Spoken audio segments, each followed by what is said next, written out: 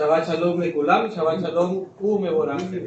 Reposo, paz y bendiciones en el poderoso y maravilloso nombre de Yeshua HaMashiach, desde la comunidad judía mesiánica, Anshei Haderech. Le saluda el rabino José Alcántara, Urbina, proclamando que Yeshua es el camino, la verdad y la vida. Que Yeshua es Elohim, que Yeshua es Adonai, que Yeshua vive y reina por los siglos de los siglos. Aleluya. Hoy estamos leyendo y estudiando la parashá número 7, la parashá Vayetze, que se encuentra en Bereshit, en Génesis 28:10 al 32:2. Esta parashá, resumiéndola, trata de que Elohim, Dios, se le aparece a Jacob en Betel. Mientras Jacob va rumbo a Aram Naharaim. Hay una constante siempre en todos los relatos de las apariciones en la Torá. La Torá está llena de apariciones, pero el que se aparece es Elohim. El que se aparece es Yeshua. Es decir, el centro, el verbo, el sujeto principal de toda la narrativa de la Torá es Yeshua Elohim, Yeshua Adonai. Esto lo encontramos desde Bereshit, desde Génesis hasta Galut, hasta Revelación, hasta Apocalipsis. Entonces el sujeto principal de toda la narrativa de las Sagradas Escrituras es Yeshua. La honra, la gloria, la alabanza, la adoración es para el Elohim de Israel. No hay nadie más en todas las Sagradas Escrituras que reciba la honra, porque Elohim, el Dios de Israel, no comparte su gloria con nadie. El único que es digno de gloria es el Dios de Israel. El único que es digno de honra es el Dios de Israel. El único que es digno de alabanza es el Dios de Israel. Entonces, esta parashá narra que el Dios de Israel se le apareció a Jacob, a Israel. Aunque en este momento todavía no le había cambiado el nombre, se llamaba todavía Jacob. Se le apareció a Jacob en la tierra de Israel. El Eterno le dice: la tierra donde tú estás, te la daré a ti y a tu descendencia. Es decir, le confirma el pacto de Abraham, el pacto a Isaac y el pacto con Jacob una vez más, por tercera vez. En este caso, con el patriarca Jacob, le dice: la tierra donde tú estás, te la daré a ti y a tu descendencia. Entonces, Adonai, Elohim, se aparece de una forma visible. Y la forma visible, la manifestación visible del Dios invisible, de acuerdo a los escritos apostólicos, es Yeshua HaMashiach mismo. Entonces tenemos una aparición del mismo Yeshua a Jacob Avinu, nuestro padre. Sigue relatando que Jacob llega a Aram Naharaim y sirve por Raquel y Lea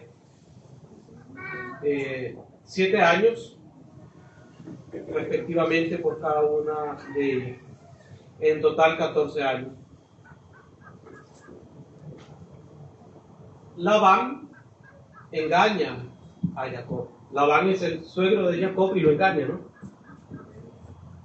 Primero, Jacob trabajó los 7 años porque él amaba a Raquel.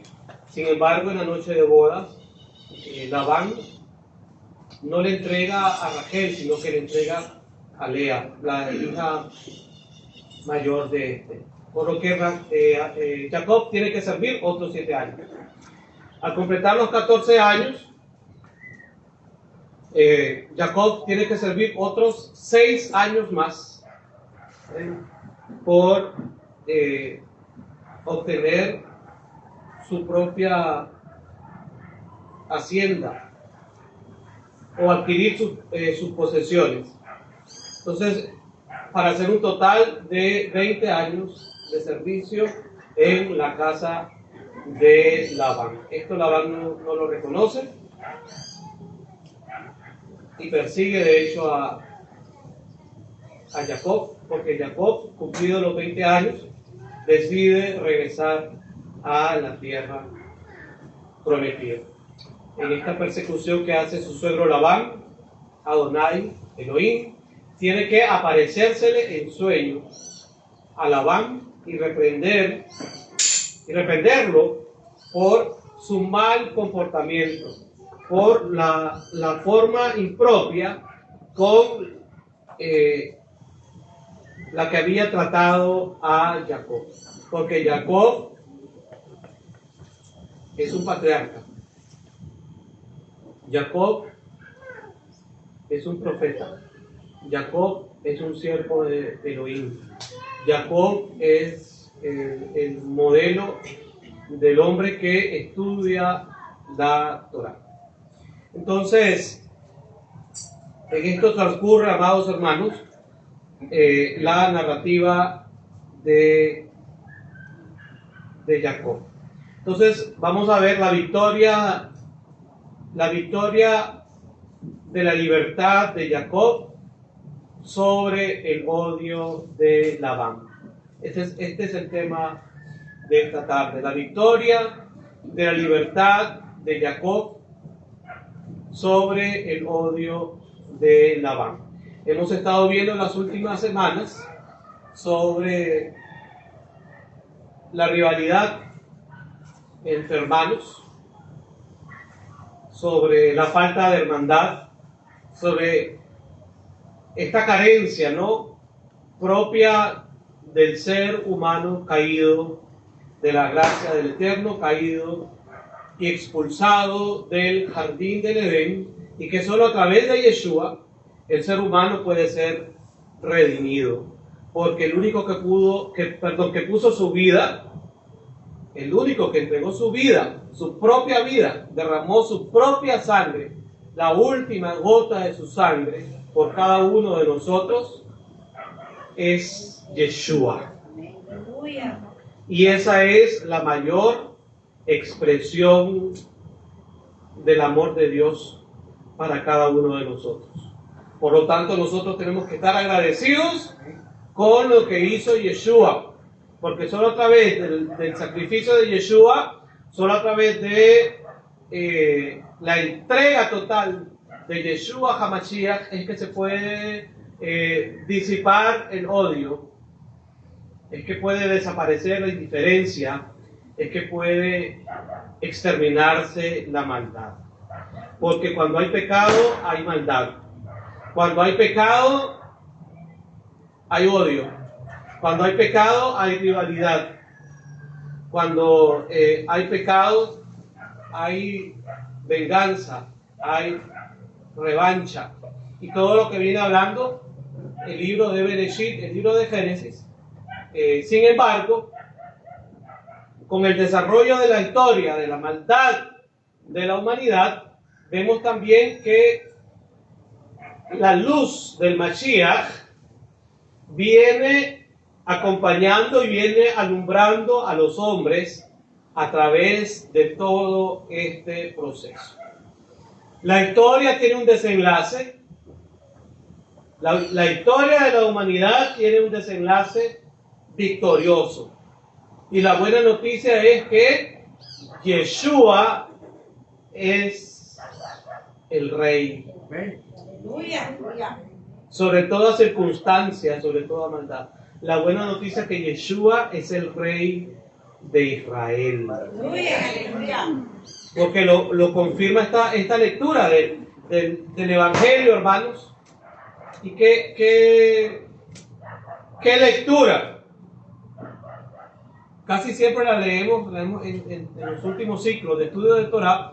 Hemos estado leyendo esto de Yohanan, porque tiene relación con esta parashá y no quiero pasar por alto hoy y leerlo. Poder una vez más, disfrutar de este gran mensaje que se encuentra en los escritos apostólicos en relación a la parashá Tetzaveh. Como dije anteriormente, todo gira en torno de Yeshua. Yeshua es antes de Abraham. Él lo dice en el libro de Yohanan. Antes que Abraham fuese, yo soy. Y estamos hablando de los patriarcas. Yeshua se lo dijo a los contemporáneos de hace 2000 años. Antes que Abraham fuese, yo soy. Antes que Miriam, que María fuese, Yeshua era y es. Porque Yeshua es eterno. Yeshua es Dios. Yeshua es la palabra de Dios. Y Dios es eterno. No tiene principio. No tiene fin. Lo que hizo Yeshua fue encarnarse en el vientre de una virgen judía. Porque Miriam, o María como se conoce en Occidente, Miriam era totalmente judía. Cuando leemos todo lo que Miriam decía en los evangelios, en las pocas veces que aparece registrado, ¿no?, lo que Miriam dijo, vemos su judeidad al 100%. Es decir, una mujer que conocía la Torá de Moshe, una mujer que practicaba la Torá de Moshe. El padre no iba a enviar a su hijo a cualquier hogar, a un hogar pagano. El padre envió a su hijo para que naciera dentro del seno de la familia judía. Él nació de una familia judía. En el vientre se encarnó, el hijo se encarnó en el vientre de una mujer judía. Pero la profecía estaba ahí desde hacía siglos, de que el verbo, de que la palabra, de que Immanuel, de que Dios con nosotros, en algún momento de la historia de Israel, en algún momento de la historia del pueblo judío, el Mesías se iba a encarnar. Entonces, amados hermanos, cuando leemos los evangelios, cuando leemos las cartas apostólicas, vemos un libro totalmente impregnado de la cultura judía, totalmente impregnado del conocimiento de las escrituras hebreas, totalmente impregnado de judaísmo, totalmente impregnado de judeidad. Lo que pasa es que a través de los siglos, después de 3-4 siglos, Roma hizo una mezcla entre lo santo y lo profano. Roma hizo una mezcla entre las escrituras hebreas y el paganismo y la idolatría.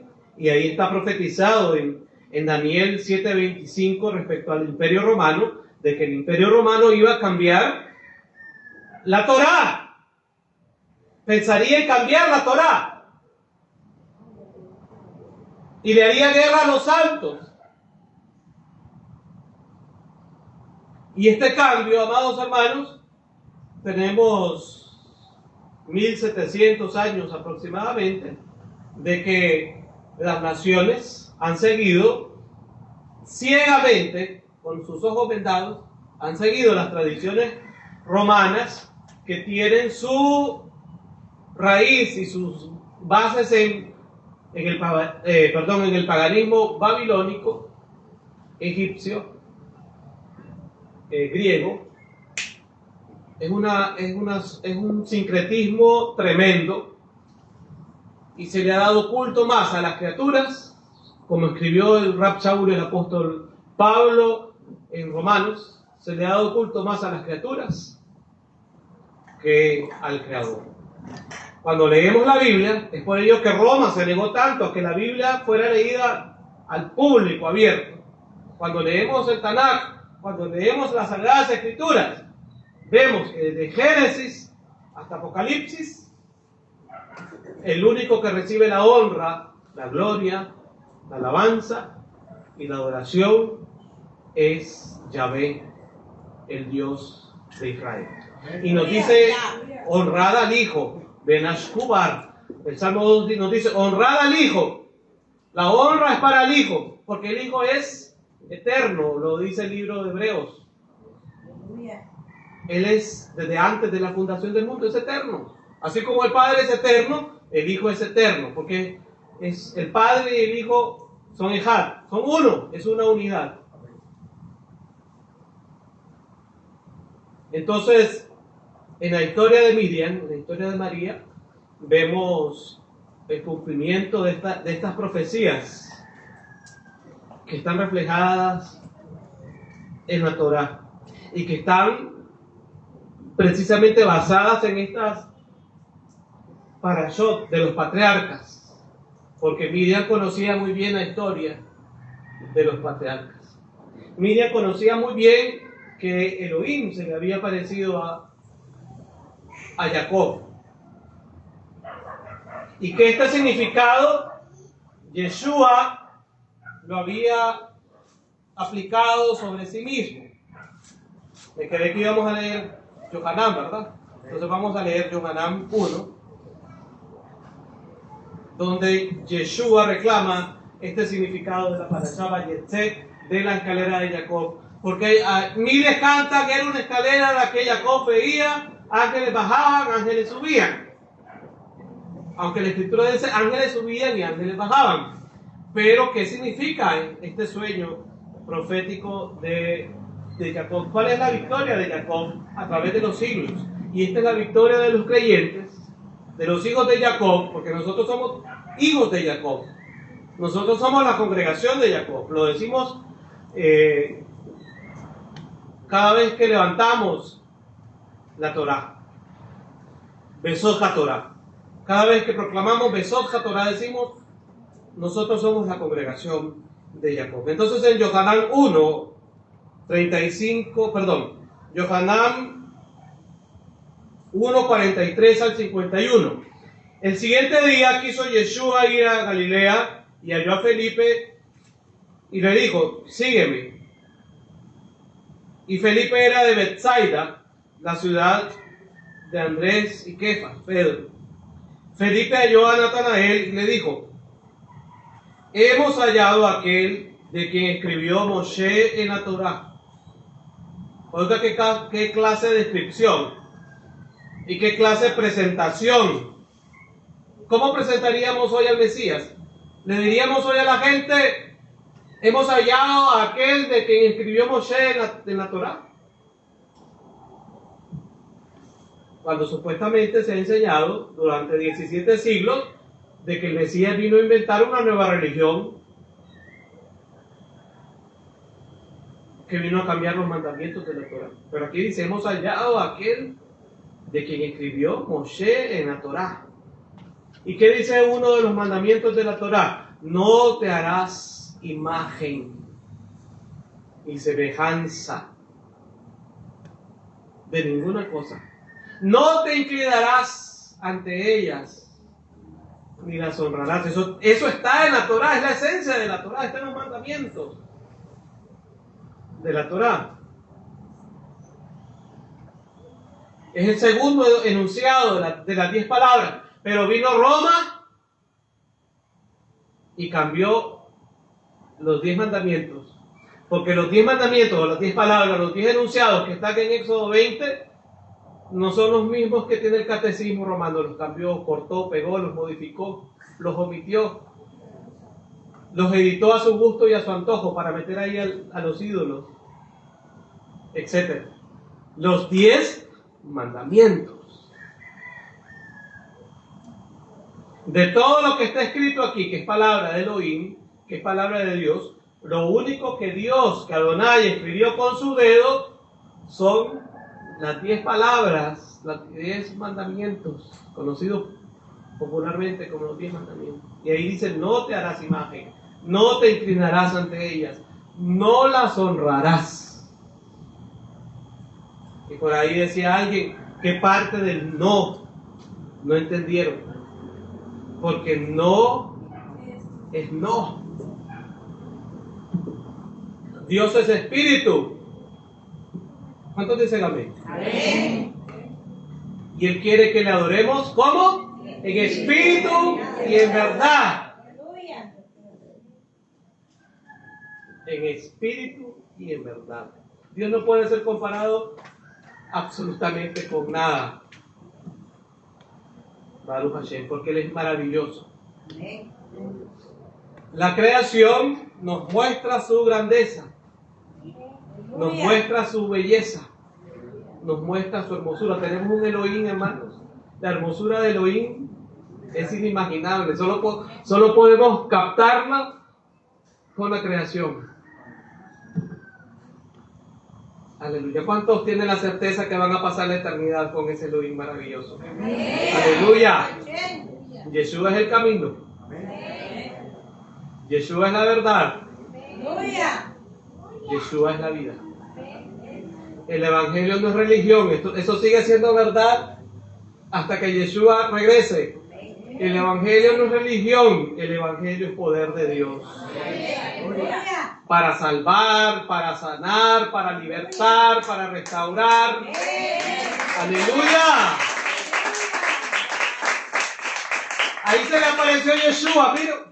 Vio una escalera. Estoy hablando cosas que no pensé hablarlas, hermano.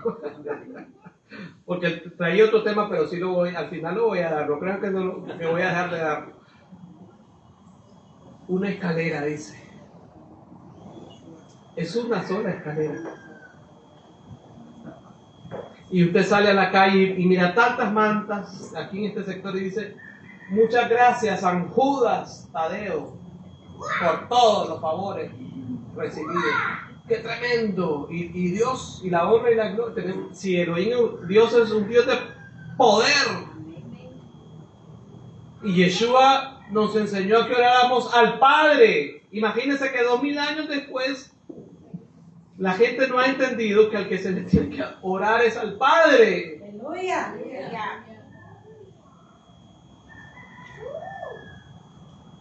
Una escalera, y cantan, era una escalera, lo cantan, porque ahora todo el mundo lo canta, ¿ok?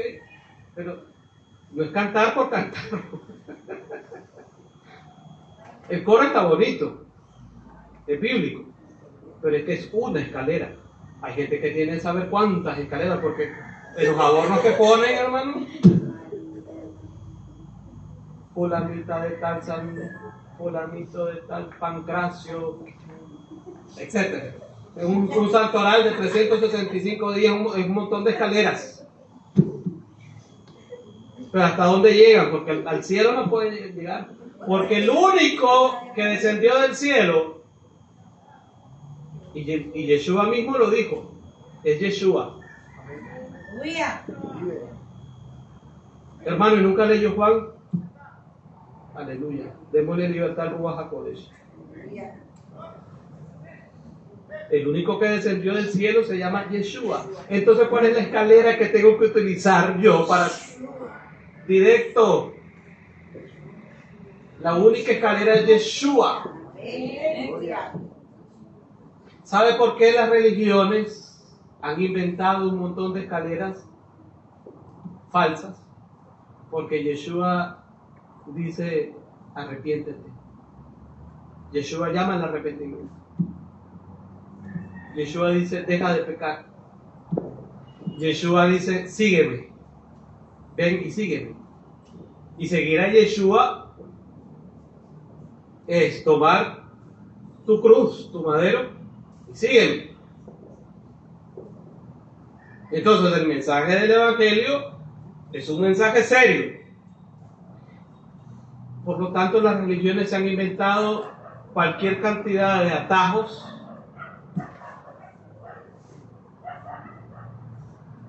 pero el único que lleva al cielo es Yeshua. Felipe halló a Natanael y le dijo: hemos hallado a aquel de quien escribió Moshe en la Torah. ¿Y tú ya lo hallaste? ¿Ya encontraste al Mesías? ¿Ya encontraste al Mesías que aparece en Juan 1:45? Hemos hallado aquel de quien escribió Moshe en la Torá. ¿Ya lo hallaste? ¿Comprende la Torá? ¿Comprende los 10 mandamientos? Las 10 palabras. ¿Está sintonizado con el Shabbat? Alábalo, porque Yeshua vive. Sí, que yo conozco a Cristo, yo ya recibí a Cristo, yo tengo a Cristo, pero el Shabbat,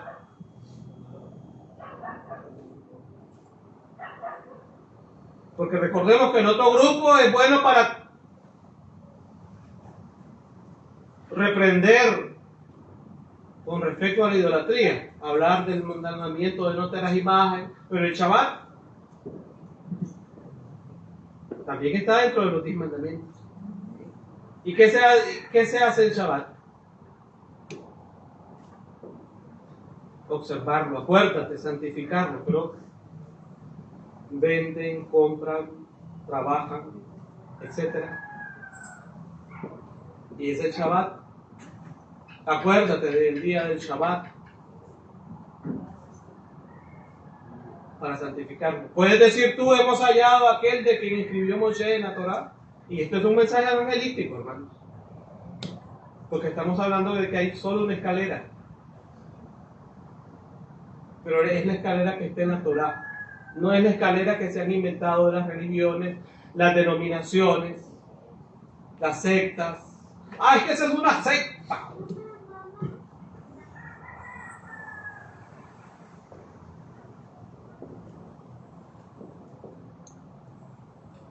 Imagínense hasta dónde llega la ignorancia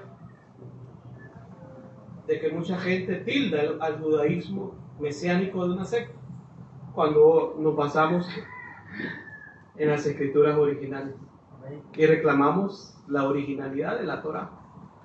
¿Cómo le hacemos o cómo le hacen ellos con este capítulo de Juan, capítulo 1, 45? Hemos hallado a aquel de quien escribió Moshe en la Torá. Lo cortan, le pegan ahí lo que quieren pegarle, lo cortan, le quitan la página. Porque si ya hallaste el Mesías de Israel, tiene que ser el que está profetizado en la Torá. Y el Mesías no puede contradecir la Torá. Porque el Mesías se mantuvo en santidad. Y recordemos que el concepto de santidad en la Torá, en las Sagradas Escrituras, es la observancia de los mandamientos. No legalismo, no de forma legalista, sino aquella que nace del corazón. No se confunda, porque hay mucha gente también que se vuelve religiosa, legalista, etc. Y esto se trata del corazón, se trata del espíritu. Hemos hallado a aquel de quien escribió Moshe en la Torá, así como los profetas. Hay una misma línea. Entonces, ¿de qué religión era Yeshua? ¿De qué fe era Yeshua? ¿Cuál era la fe de Yeshua cuando estuvo en Israel hace 2000 años? Ahí no existía catolicismo, protestantismo. Hemos hallado a aquel de quien escribió Moshe en la Torá, así como en los profetas. A Yeshua, el hijo de Yosef de Nazaret. Natanael le dijo, de Nazaret puede salir algo bueno. Le dijo Felipe, ven y ve. Cuando Yeshua vio a Natanael que se le acercaba, dijo de él, he aquí un verdadero israelita en quien no hay engaño. He aquí un verdadero israelita en quien no hay engaño. Entonces, ¿cómo puede haber una persona que le sea tan fácil engañar, mentir, calumniar, difamar, levantar falsos testimonios?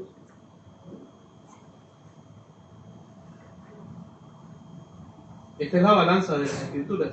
He aquí un verdadero israelita en quien no hay engaño.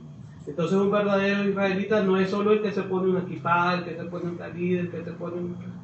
tzitzit.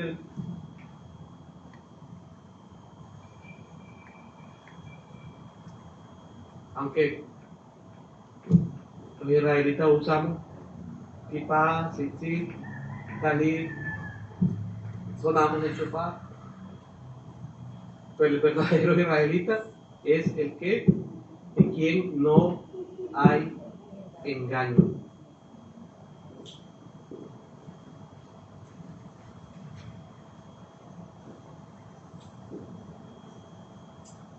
Le dijo Natanael, ¿de dónde me conoces? Respondió Yeshua y le dijo, antes que Felipe te llamara, cuando estabas debajo de la higuera te vi.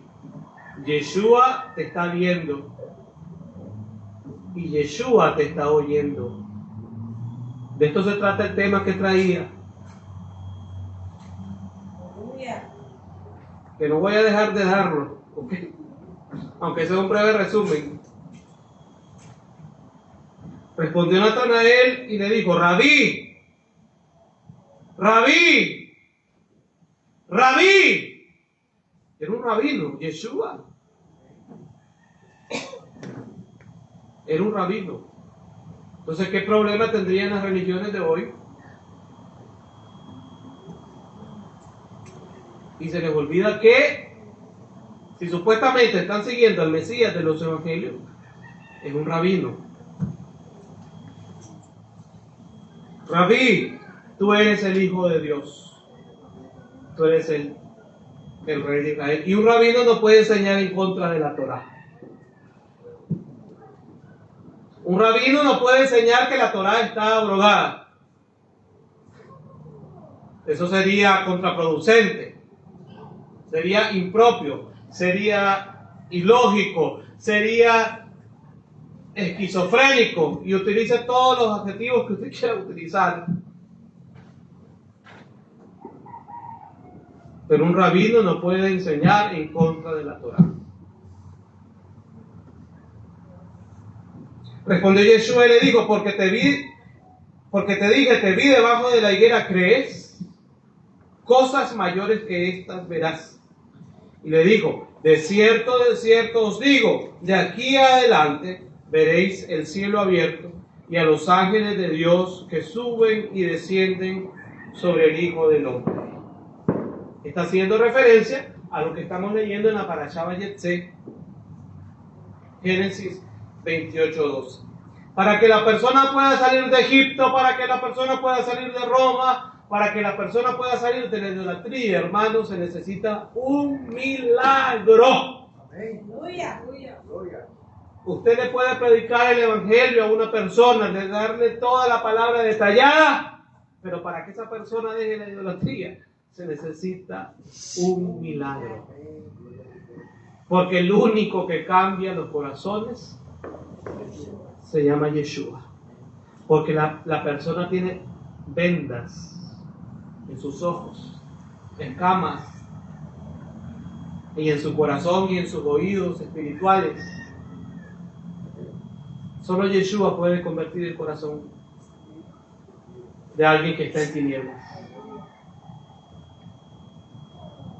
Solo Yeshua puede convertir a una persona de alguien que está en mentiras. Yo lo veo ahí con lo de las publicaciones de Navidad. Ponga algo en contra de la Navidad ahí en Facebook y a ver cómo se le levanta la tercera guerra mundial ahí. Le disparan de todos lados.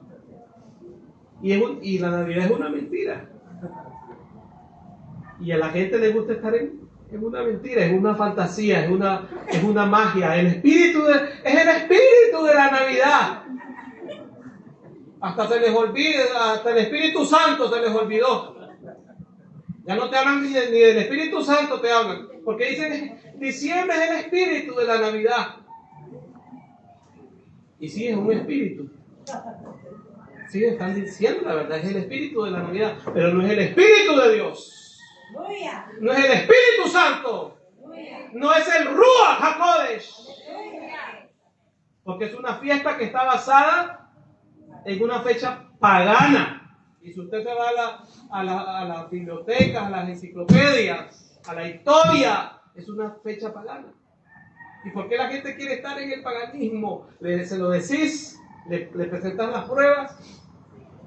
Yo en mi Facebook, ahí tengo unas publicaciones, miren, cualquier cantidad de pruebas, de evidencia del origen de la Navidad, del Krampus, de los demonios. Miran a los demonios cachudos, los están viendo ahí y están celebrando la Navidad. Porque detrás del Santa Claus está ese es el demonio que está detrás de eso. Ese es el origen de eso.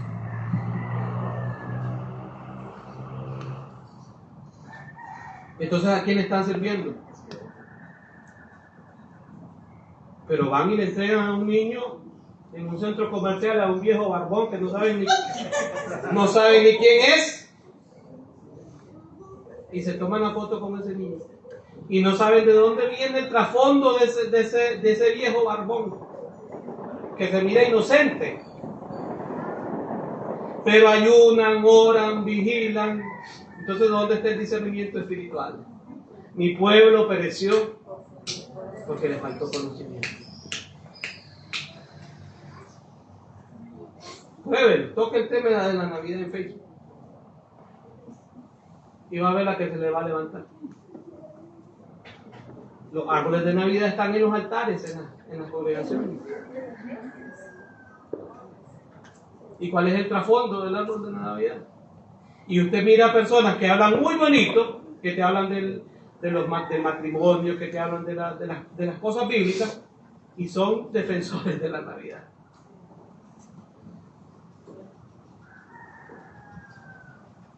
Y vas a ver grandes congregaciones, grandes predicadores, y con el árbol de Navidad ahí en las congregaciones. No se puede servir a dos señores. Y son buenos lectores de la Biblia. Sabe que las escrituras hablan de los árboles de Asherah. Y que en la arqueología vas a ver en Babilonia el árbol de Navidad.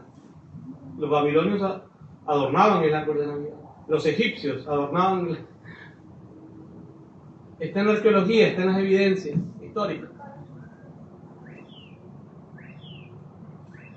¿Y dónde aparece Santa Claus en la Biblia?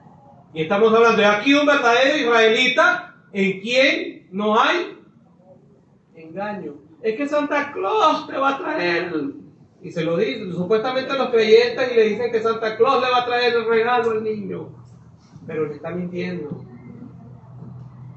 porque Santa Claus no existe. Hola, le estás mintiendo a tus hijos. Les estás enseñando a mentir a tus hijos desde esa temprana edad. Y volvemos a los 10 mandamientos que dicen: no mentirás. Esos son los que nos van a juzgar. Mire, al final, cuando estemos delante del trono blanco, esos son los mandamientos que nos van a juzgar. Por eso es que hacemos tanto hincapié en los mandamientos. Y Yeshua dice: este es un verdadero israelita en quien no hay engaño. Y Yeshua dice: vas a ver a los ángeles que suben y bajan sobre el Hijo de Dios, sobre el Hijo del Hombre. Está uniendo la parashá Vayetze, está uniendo la porción de este Shabbat y se lo está aplicando a sí mismo. Porque solo es una escalera. Aquí no vas a subir al cielo ni con la torre de Babel, ni con el árbol de Navidad, aunque lo adorné con el último modelo de las cosas que están saliendo. El árbol de Navidad no es la escalera. Es Yeshua, el Mesías judío, el Mesías de Israel. Yeshua vive, hermanos. Yeshua vive. ¿A quiénes servís? A Roma, a Babilonia, a las tradiciones, a la mentira, a Santa Claus. Es que yo no soy idólatra, dicen algunos. Y con el gran Santa Claus ahí. Es que yo no soy idólatra. Y con el gran árbol de Navidad. No pueden vivir sin el árbol de Navidad. Antes lo ponían el 1 de diciembre y ahora desde octubre están con el árbol de Navidad.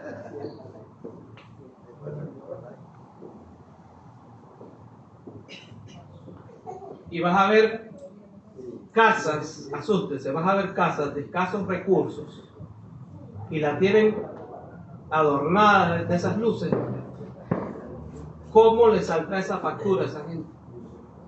Eso parece discoteca, ¿ven? Por todos lados. Y una casita sencilla.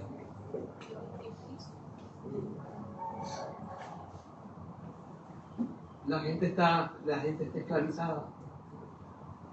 Y dice, y les enviaré un espíritu engañoso para que crean la mentira. Nosotros somos libres, hermanos. Amén. Yeshua nos sacó de Egipto. Amén. Yeshua nos sacó de Roma. Amén. Yeshua nos sacó de Babilonia. Amén. Hace 500 años Roma quiso borrar la memoria del pueblo judío en España. Pero 500 años después, los descendientes de esos judíos están despertando, estamos despertando Aleluya. a la verdad que está ahí en el Torah. Esa verdad es eterna. Esa verdad es eterna. Eso es luz. Y esa es la verdadera luz. Y ahí tenemos la fiesta de las luces de Hanukkah para este tiempo también. Porque esta es una guerra espiritual. Esta es la guerra de la verdadera luz contra la luz de mentira. Y dice, Satanás se disfraza de ángel.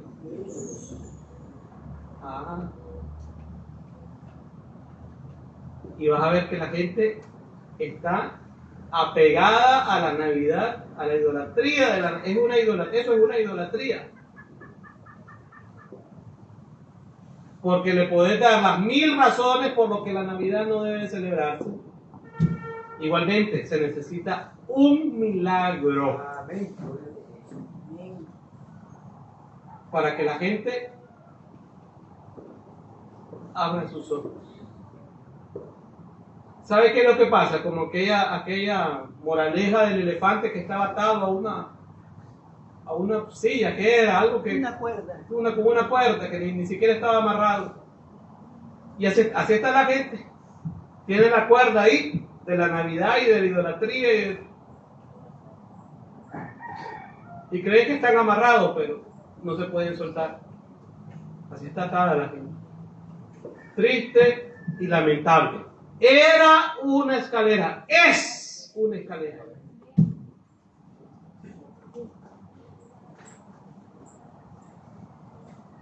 Recuerde que la mujer estaba sentada sobre las muchas aguas en Apocalipsis, la gran ramera.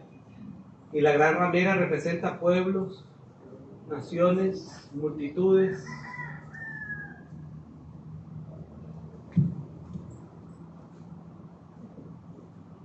¿Y sabía usted que la Navidad hasta los budistas la celebran? En Japón, que es un país mayoritariamente budista, China, inclusive los budistas la celebran, porque es la misma mezcolanza de paganismo. Dice, si la Navidad fuera de Dios, el mundo no la celebraría. Háblele de las fiestas del Eterno, de las solemnidades del Eterno. Vení para acá, papito. Levítico 23, esas son las fiestas del Eterno. Esas son las fiestas que el pueblo que ha sido redimido con la sangre del Cordero, con la sangre de Yeshua, tiene que celebrar. Son 7 fiestas, son 7 solemnidades. Y el pueblo de Israel pasa en fiesta todo el año. Y la gente se vuelve loca por el 24 y por el 31.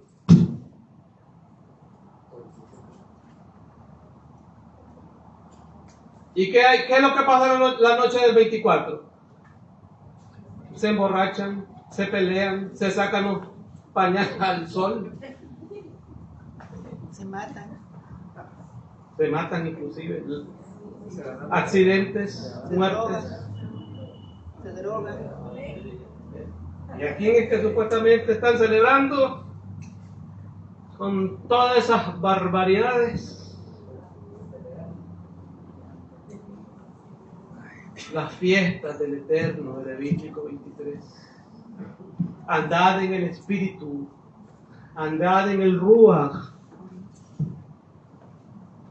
andad en el Espíritu. Es una escalera, es una escalera. Si quieres ir al cielo, es una escalera. Si quieres accesar al cielo a través del Mesías, si quieres accesar al Padre a través del Mesías, ahorita mismo tenemos acceso al Padre a través de esa escalera. Es a través de Yeshua. ¿Por qué lo dijo? Salió pues Jacob, Génesis, Bereshit 28:10 en adelante. Salió pues Jacob de Beersheba y fue a Aram, y llegó a un cierto lugar y durmió allí, porque ya el sol se había puesto, y tomó de las piedras de aquel paraje y puso su cabecera y se acostó en aquel lugar. Y soñó, y aquí una escalera que estaba apoyada en tierra. La escalera estaba apoyada en tierra. No estaba suspendida en el aire. Ni siquiera tenés que levantar el pie estaba apoyada en tierra. Y su extremo tocaba el cielo. Y aquí Malachim, ángeles, mensajeros de Elohim, que subían y descendían por ella. Es decir, si no tenés la verdadera conexión, pues no vas a tener la revelación. Y aquí Yahvé estaba en lo alto de ella, el cual dijo: yo soy Yahvé, el Dios de Abraham, tu padre, el Dios de Isaac. La tierra en que estás acostado te la daré a ti y a tu descendencia. Esa es palabra de Dios, hermano. La tierra en la que estás acostado te la daré a ti y a tu descendencia. Que esa tierra no es de ellos. Ahí dice de quién es. Clarito como el agua.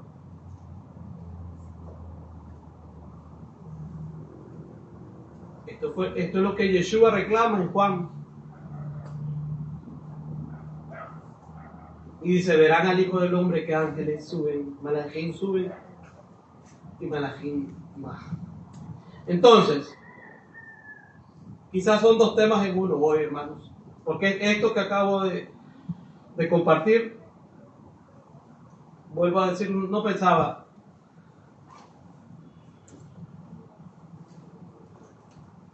expresarlo esta tarde de Shabbat.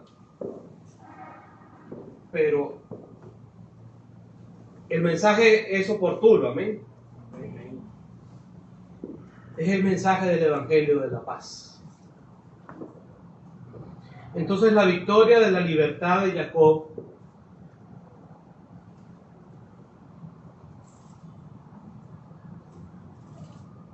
sobre el odio de Labán.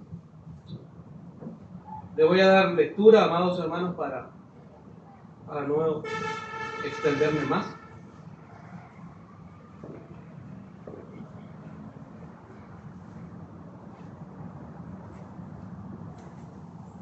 En la Agadá de Pesach, en el relato de Pesach, aparece la siguiente expresión: ve y aprende lo que quiso hacer Labán, el arameo, a nuestro padre Jacob. El decreto del faraón solo se refería a los varones, mientras que Labán quiso destruir todo. Este pasaje de la Agadá de Pesach, del relato de Pesach, evidentemente basado en la parashá de esta semana, es extraordinariamente difícil de entender. En primer lugar, se trata de un comentario sobre una frase de Devarim, Deuteronomio, Aramí Obed Abí. La inmensa mayoría de los comentaristas traduce esta frase como: mi padre era un arameo errante, una referencia a Jacob, que escapó a Aram, Siria, una conexión con Aram, donde vivía Labán, o Abraham, que dejó la tierra de Aram en respuesta al llamado de Dios para dirigirse a Canaán. No significa un arameo, entre paréntesis, o sea, Labán trató de destruir a mi padre. Algunos estudiosos lo ven de esta manera, pero casi con certeza debido a este pasaje de la Agadá. En segundo lugar, en ningún momento de la parashá leemos que Labán de verdad quiso destruir a Jacob. Lo engañó, trató de explotarlo y lo persiguió cuando huyó. Cuando estaba por alcanzarlo, se le apareció Dios en un sueño a la noche y le dijo: ten mucho cuidado en no decirle nada, ni bueno ni malo a Jacob. Es decir, ten mucho cuidado en cómo le hablas a Jacob.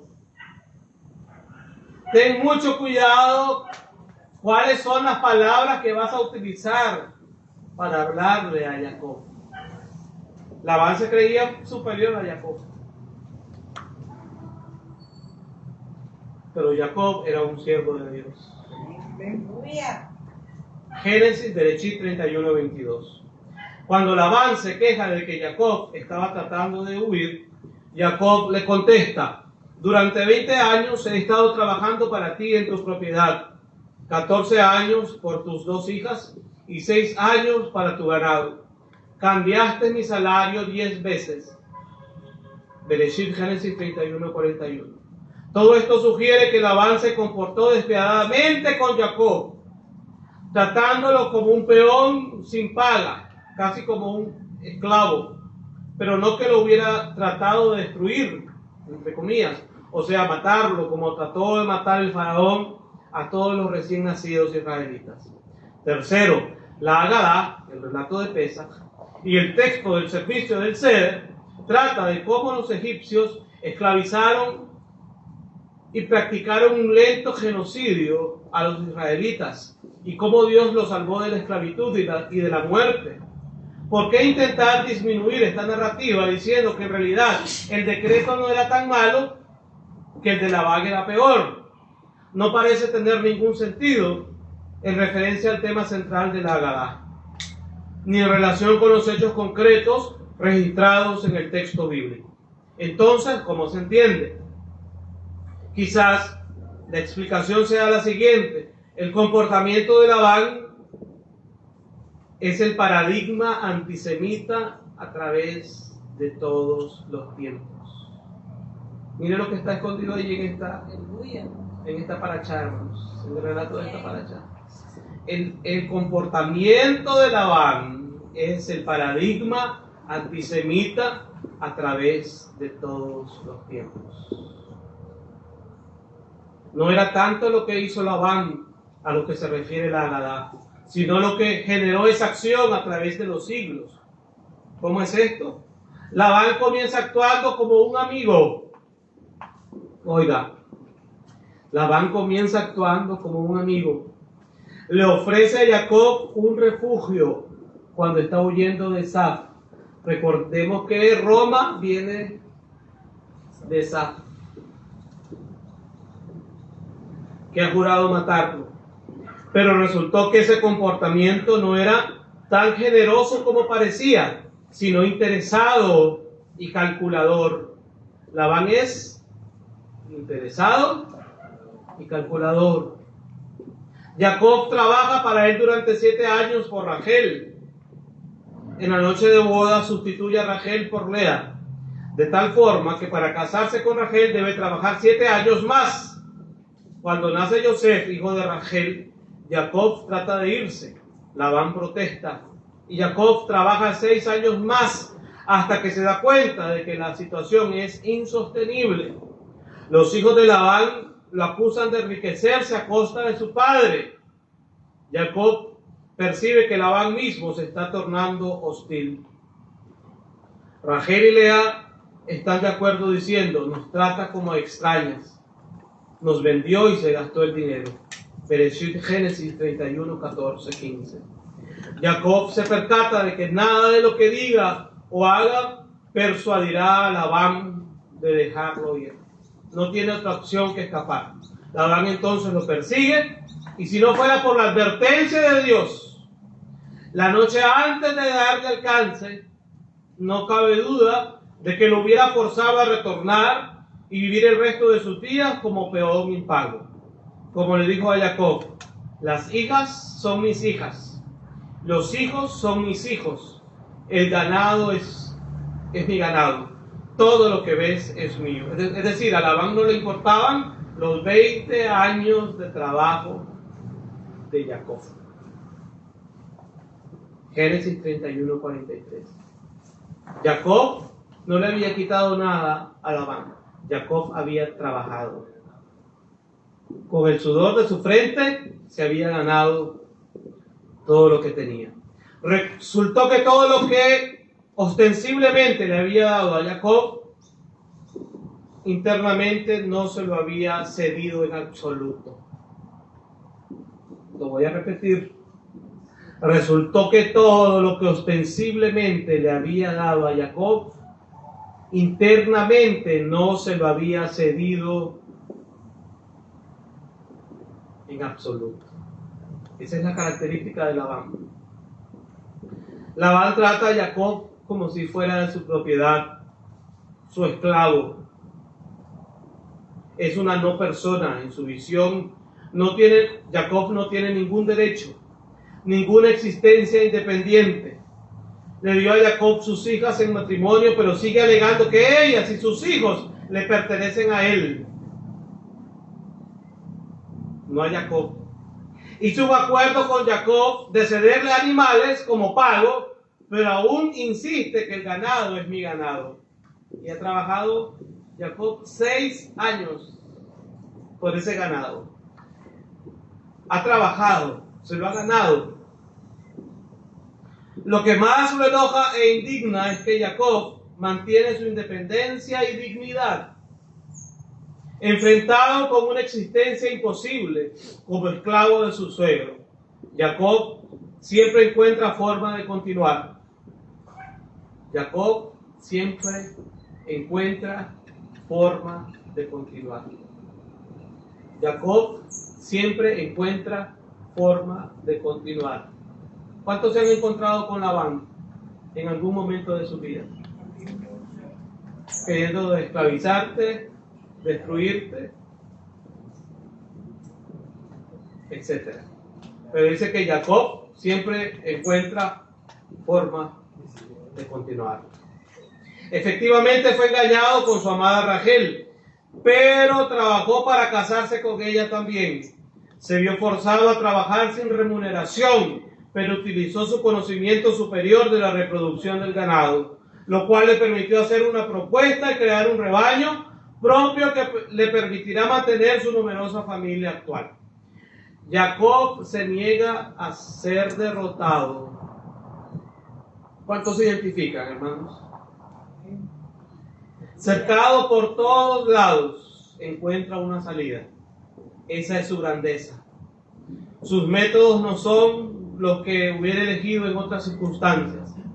Tiene que superar a un adversario extraordinariamente sagaz. Pero Jacob se niega a ser derrotado, superado ni desmoralizado. Jacob se niega a ser derrotado, superado ni desmoralizado.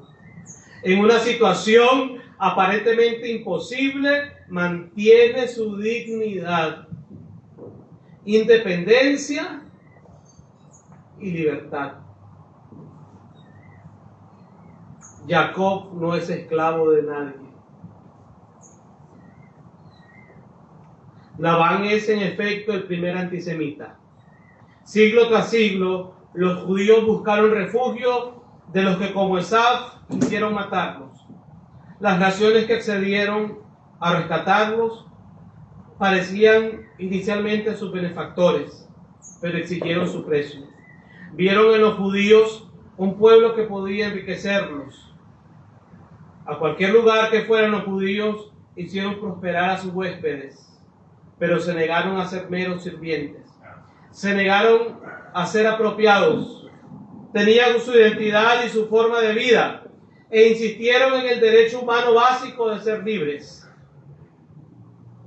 La sociedad que los hospedó eventualmente se tornó contra ellos. La sociedad que los hospedó eventualmente se tornó contra ellos. Adujeron que los judíos los estaban explotando,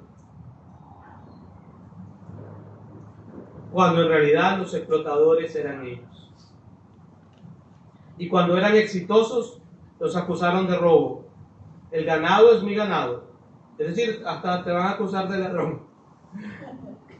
El ganado es mi ganado. Todo lo que ves es mío. Se olvidaron de que los judíos habían contribuido masivamente a la prosperidad nacional. El hecho de que ellos habían conservado alguna dignidad, alguna independencia y que también habían progresado, los condujo no solo a la envidia, sino también al rencor.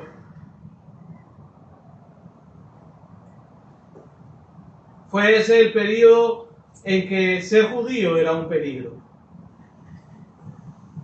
Labán fue el primero, pero no el último en mostrar ese síndrome. Estamos viviendo estos tiempos, hermanos. Labán fue el primero, pero no el último en mostrar ese síndrome. Ocurrió nuevamente en Egipto, después de la muerte de Yosef. Ocurrió con los griegos y los romanos, los imperios cristianos y musulmanes de la Edad Media, en las naciones europeas de los siglos XIX y XX, en todo el siglo XX. En su fascinante obra, World of Fire, Amy Shua plantea que el odio étnico siempre se dirige contra cualquier minoría visiblemente exitosa. Deben presentarse 3 condiciones para que así sea. El grupo odiado debe ser minoritario o la gente temerá atacarla. Deben tener éxito, puesto que si no los envidiaran, simplemente serían despreciados. Deben ser conspicuos o la gente no lo notará, es decir, ilustre, insigne, célebre, renombrado, notable. Los judíos llenaban los 3 requerimientos y por eso eran odiados. Y todo comenzó con la estadía de Jacob en lo de Labán. Él era minoritario, superado en número por la familia de Labán. Era exitoso y conspicuo.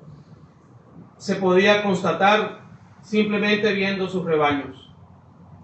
Lo que dicen los sabios de Nagadá ahora resulta claro. El faraón fue enemigo de los judíos por única vez, pero Labán existe de una forma u otra siglo tras siglo. El síndrome persiste hasta nuestros días. Como observa Amy Shua, Israel en el contexto del Medio Oriente es una minoría exitosa y conspicua. De alguna forma, un pequeño país con escasos recursos naturales ha superado a sus vecinos. El resultado es envidia que se transforma en enojo, que se transforma en odio, donde comenzó con Labán. Aunque recordemos que comenzó desde antes, cuando Hasatán se rebeló contra Elohim. Visto de esta manera, comenzamos a ver a Jacob bajo una nueva luz. Jacob representa a las minorías y las naciones pequeñas de todos lados. Jacob es la negación de que las grandes potencias aplasten a los pocos, los débiles, los refugiados. Jacob se niega a definirse como esclavo, como propiedad de otro. Mantiene su dignidad interior y su libertad. Contribuye a la prosperidad de otros pueblos, pero combate cualquier intención de que lo exploten. Jacob es la voz que dice: yo también soy un ser humano, yo también tengo derechos, yo también soy libre. Si Labán es el paradigma eterno del odio a las minorías notoriamente exitosas, entonces Jacob es el paradigma eterno de la capacidad de sobrevivir al odio de otros. Qué poderoso esto, hermano. Jacob es el paradigma eterno de la capacidad de sobrevivir al odio de otros. De esta manera extraña, Jacob se convierte en la voz de la esperanza, en la conversación de la humanidad, la prueba viviente de que el odio nunca alcanza la victoria final. sino que la que vence es la libertad. Aleluya. Aleluya. Pongámonos de pie y oremos al Dios de Jacob, al Dios de Israel, al Dios de la libertad, al Dios del amor, al Dios de la esperanza, al Dios de la salvación, al Dios del perdón, porque a través de Yeshua las naciones de la tierra, la humanidad entera, reciben el perdón, amados hermanos. Y ese perdón sigue siendo gratuito, sigue siendo extendido hasta el día de hoy, que a través del Mesías, Dios que se hizo hombre, Dios que se hizo carne y habitó entre nosotros, caminó entre nosotros, vivió en la tierra de Israel, hizo milagros, sanidades, prodigios, resucitó a los muertos, a los que iban a sepultar y a los que ya tenían 4 días de estar sepultados inclusive. Así que para el Mesías no hay imposible. A uno que está muerto puede resucitar. A uno que tiene 4 días de muerto, le dijeron las hermanas de Lázaro: Adón, Señor, pero ya huele mal, tiene 4 días. ¿Y qué dijo Yeshua?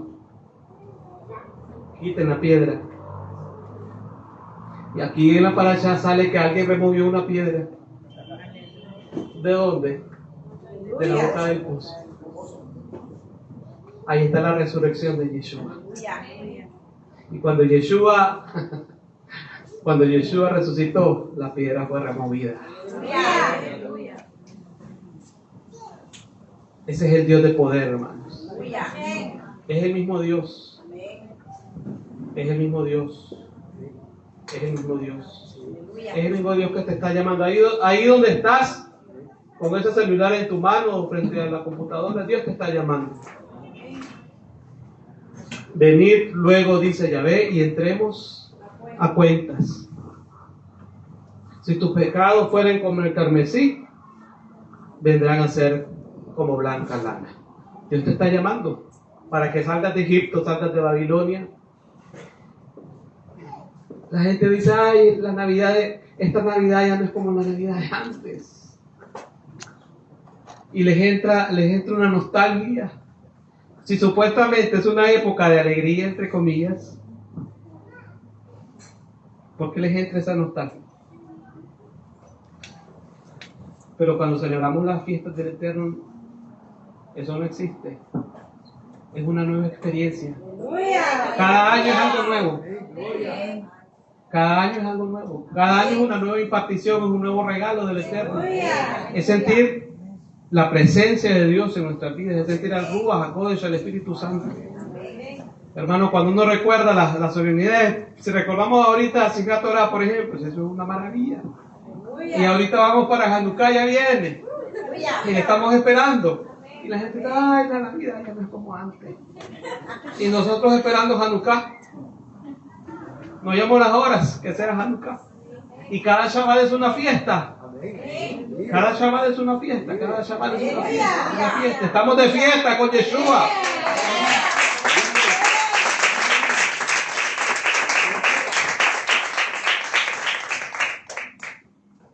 Mire cómo se mantuvo Jacob. Con la dignidad que se mantuvo Jacob, a pesar de... ¿Tuvo pruebas? ¿Tuvo luchas? ¿Tuvo procesos? Sí. Todo eso era la formación de Jacob. ¿Eso qué nos dice a nosotros, hermanos? Nosotros vamos a pasar por todas esas situaciones como siervos de Dios. ¿Ok? No estamos exentos de pasar por las pruebas, las luchas, el proceso, lo difícil, lo imposible, etc. Pero hay alguien que puede remover la piedra. Y cuando Jacob removió, esa es otra enseñanza, fíjense. Cuando Jacob removió esa piedra del pozo, porque eso era una gran piedra, hermano, eso es una fuerza como la de Sansón, eso es una fuerza sobrenatural. Es decir, Jacob era alguien que tenía un equilibrio entre lo espiritual y lo físico. Que por favor, pero necesitaba encontrarse con Yeshua. Necesitaba encontrarse con Yeshua. Y se encontró con Yeshua.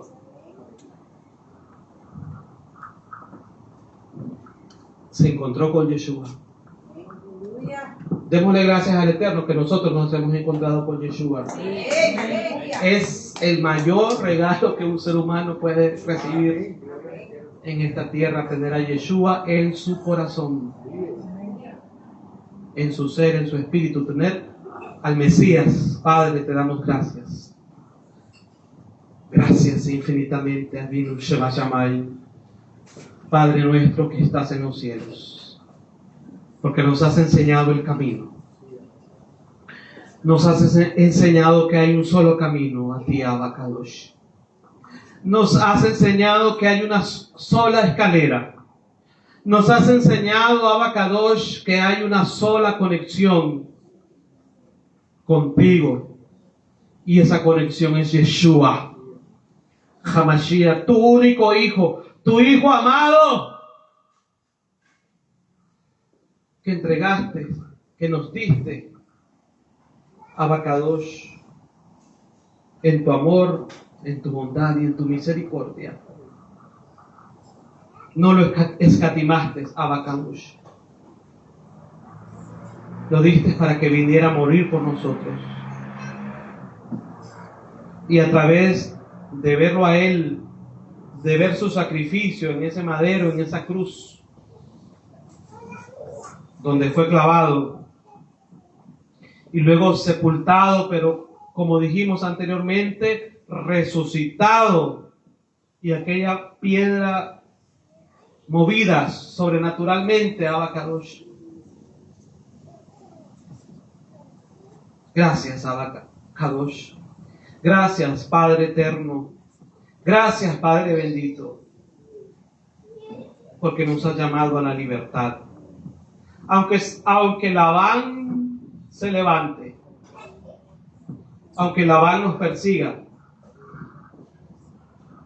aunque Labán diga cualquier cosa de nosotros, de Jacob, porque nosotros representamos a Jacob cuando vivimos y enseñamos tu Torah, pero tú te le apareciste a Labán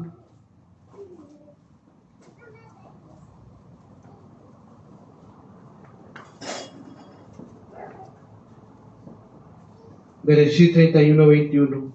Y vino Elohim a Labán, arameo, en sueños aquella noche y le dijo: guárdate que no hables a Jacob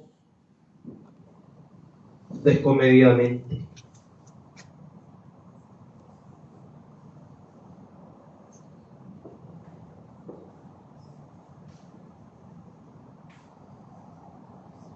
Tú le advertiste a Labán, Abba Kadosh, de que tratara bien a Jacob, tu hijo, a Jacob, tu siervo, Abba Kadosh, porque la descendencia de Jacob permanece hasta el día de hoy para atestiguar, Abba Kadosh, que Yeshua es la escalera que soñó Jacob, para atestiguar que Yeshua es el camino que nos lleva al Padre. Gracias, Abba Kadosh. Que las escamas caigan de los pueblos y de las naciones. Que la idolatría, Abba Kadosh, caiga en el nombre de Yeshua. Que los altares a los Baales, a la Ashera, a la Reina del Cielo, caigan en el nombre de Yeshua. Y que los pueblos y las naciones conozcan que solo hay un Dios, el Dios de Israel, y que solo hay un camino, y su nombre es Yeshua. En el nombre que sobre todo nombre, en el nombre de Yeshua HaMashiach, amén y amén. Sonamos este shofar y decimos: Yeshua de Nicaragua, Yeshua de Nicaragua. Yeshua de Nicaragua. Aleluya.